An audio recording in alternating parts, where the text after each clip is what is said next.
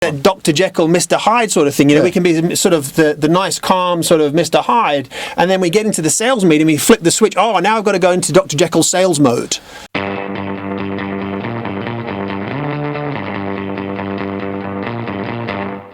I'm here with Ian Lowe again. Welcome back, Ian. Hi, John. Good to be here. Hey, last few times we've discussed how salespeople can change the world. We've discussed some of the sciences around selling and the neurosciences and so on. The fact that we got three brains and so is our customer, and what does that mean, and so on. And it really came down to we must have the right intent to sell.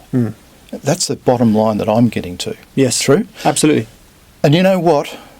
I see that as a problem because for us to change our underlying, if you like, our underlying culture, our intent, and not focus on our commissions and the revenue we're getting through that, but focus purely on the customer and driving value and giving to the customer, which is what I think you've been saying in the past.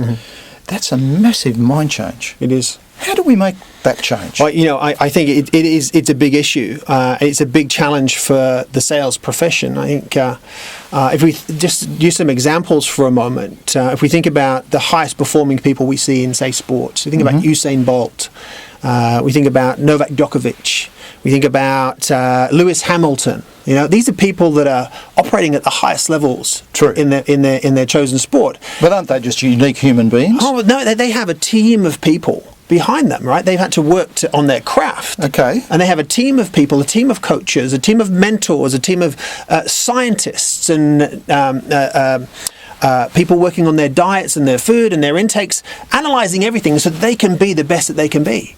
Often that doesn't happen in sales. We can often feel cast adrift on a sea without any kind of direction. Yeah, well, we talked about the product, we talked about how to ask questions, we talked about the sales process. Yeah. But that really is not what selling is all about. It's not enough. It's important. Yeah, I mean, it's not enough today. As we said, we're in this VUCA era. Okay, I need to change my mindset.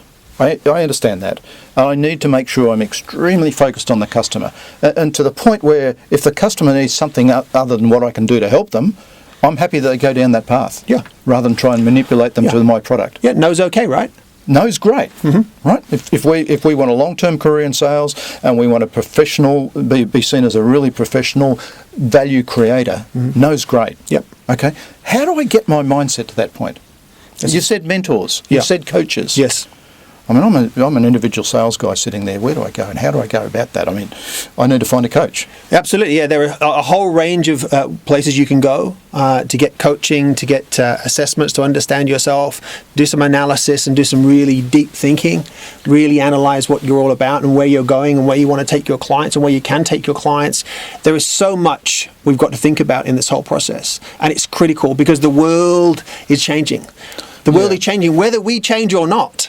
So we have a choice. We're either going to get left behind, or we're going to change. Yeah, and be ready to help the customer with what you're calling the VUCA, the VUCA era, the VUCA world. Yeah. It's here to stay. It's only going to get more volatile, more uncertain, more complex, and more ambiguous. Okay, so look, the bottom line seems to be if I need to be a salesperson that can change the world.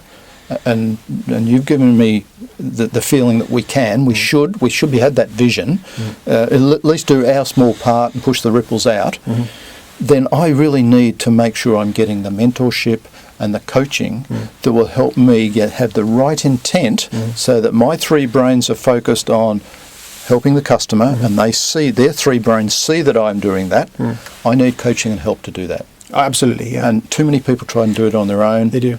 And the other thing is, more often than not, it's not the sales manager that can provide that coaching or has the ability to provide that coaching. I think one more thing on that, John. I think is the need for these to be congruent with how we live our lives. Yes. These aren't things that we switch on in the sales interaction. Very good point. This is how we live our lives. So we turn up at the sales meeting as we would turn up at any other meeting or any other interaction. There's no disconnect. So that comes down to being your authentic self, doesn't it? Yeah. And what does that mean? Yeah. Too many of us do live a lie, don't we? We try and be somebody that we're not. Yeah.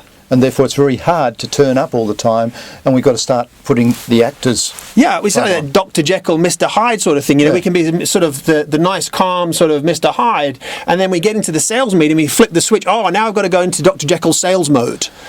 You know, there's all sorts of things wrong with that, right? And that really comes down to the grassroots intent of why we're living. And if we're going to be a good salesperson, we've got to have the right intent right across our life, not just with customers, but if we get it across our life, it will come with customers, and the end result is going to be fantastic results. If you want to measure yourself on the sales you get and the revenue comes through, it'll happen, but that shouldn't be the focus, right? Dead right. Well summarised, John. Thank you very much, Ian. Love the discussion. Thank you.